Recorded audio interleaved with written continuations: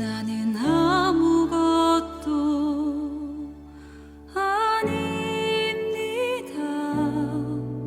주님의 사랑이 없으면.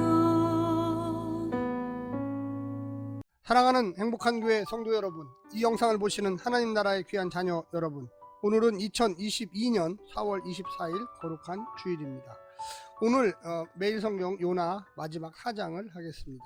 오늘 본문에서는 요나의 선포에 니느웨 사람들이 누구 하나 빠짐없이 회개하고 이들의 긍정적 반응에 하나님께서도 결정을 되돌리셨습니다. 모든 것이 좋게 결말을 맺는데 말씀을 선포한 요나만 자신의 놀라운 성공에 크게 불만을 품습니다. 요나는 바다와 육지를 지으신 하늘의 하나님 여호와에 의하여 니느웨의 용서를 받아들일 수가 없었습니다. 어떻게 우상 숭배자들인 니느웨 사람들에게 여호와의 은혜가 베풀어질 수가 있단 말입니까? 오늘 본문을 두 부분으로 나눌 수가 있겠습니다. 1절부터 4절 여호와의 반응에 대한 요나의 반응, 5절부터 11절 요나와 여호와의 대화, 요나를 가르치시는 여호와. 오늘 본문 요나서 4장 1절부터 11절을 먼저 듣고 다시 오겠습니다.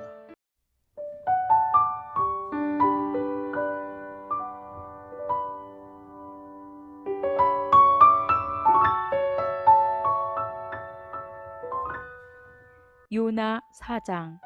요나가 매우 싫어하고 성내며 여호와께 기도하여 이르되, 여호와여, 내가 고국에 있을 때에 이러하겠다고 말씀하지 아니하였나이까? 그러므로 내가 빨리 다시스로 도망하였사오니 주께서는 은혜로우시며 자비로우시며 노하기를 더디하시며 인애가 크시사 뜻을 돌이켜 재앙을 내리지 아니하시는 하나님이신 줄을 내가 알았음이니이다. 여호와여, 원하건대 이제 내 생명을 거두어 가소서. 사는 것보다 죽는 것이 내게 나음이니이다 하니 여호와께서 이르시되 내가 성내는 것이 옳으냐 하시니라. 요나가 성읍에서 나가서 그 성읍 동쪽에 앉아 거기서 자기를 위하여 초막을 짓고 그 성읍에 무슨 일이 일어나는가를 보려고 그 그늘 아래에 앉았더라. 하나님 여호와께서 박넝쿨을 예비하사 요나를 가리게 하셨으니 이는 그의 머리를 위하여 그늘이 지게 하며 그의 괴로움을 면하게 하려 하심이었더라. 요나가 박넝쿨로 말미암아 크게 기뻐하였더니 하나님이 벌레를 예비하사 이튿날 새벽에 그 박넝쿨을 갉아먹게 하심에 시드니라. 해가 뜰 때에 하나님이 뜨거운 동풍을 예비하셨고 해는 요나의 머리에 쪼임에 요나가 혼미하여 스스로 죽기를 구하여 이르되 사는 것보다 죽는 것이 내게 나으니이다 하니라. 하나님이 요나에게 이르시되 내가 이 박넝쿨로 말미암아 성내는 것이 어찌 옳으냐 하시니 그가 대답하되 내가 성내어 죽기까지 할지라도 옳으니이다 하니라. 여호와께서 이르시되 내가 수고도 아니하였고 재배도 아니하였고 하룻밤에 났다가 하룻밤에 말라버린 이 박넝쿨을 아꼈거든. 하물며 이 큰 성읍 니느웨에는 좌우를 분별하지 못하는 자가 12만여 명이요 가축도 많이 있나니 내가 어찌 아끼지 아니하겠느냐 하시니라.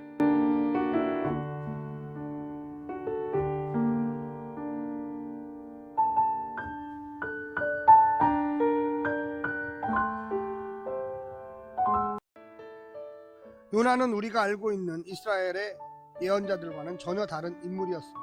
주저할 때도 있지만 예언자들은 언제나 하나님의 명령에 순종했습니다. 또 이들은 말씀을 받아 선포하는 역할을 담당했기에 전면에 등장하는 경우가 거의 없었습니다. 그러나 요나는 처음부터 마지막까지 무대의 주연으로 또 다른 주연인 하나님과 대놓고 싸웁니다. 하나님과 요나의 대립 1장에서 이야기하고 잠시 해결됐다가 2장 역설적이게도 니느웨 사람들이 요나의 선포에 적극 반응함으로써 3장에서 파국에 이를 정도로 고조됩니다. 그리고 하나님의 통치와 능력을 인정하게 되는 선원들과 니느웨 사람들은 요나의 자기중심적 사고를 더욱 돋보이게 해주는 역할을 담당하고 있습니다. 하나님은 단호하게 맞서는 요나를 질책하시지 않고 당신 편으로 끌어오기 위해 설득하시지만 그럴수록 요나는 완강하게 저항합니다. 요나에게 하신 마지막 질문은 우리 모두에게 던져진 질문이기도 합니다. 요나서는 하나님의 은혜를 신학적으로 진술하지 않고 이야기에 담아 독자로 하여금 스스로 생각해보게 하는 책이었습니다.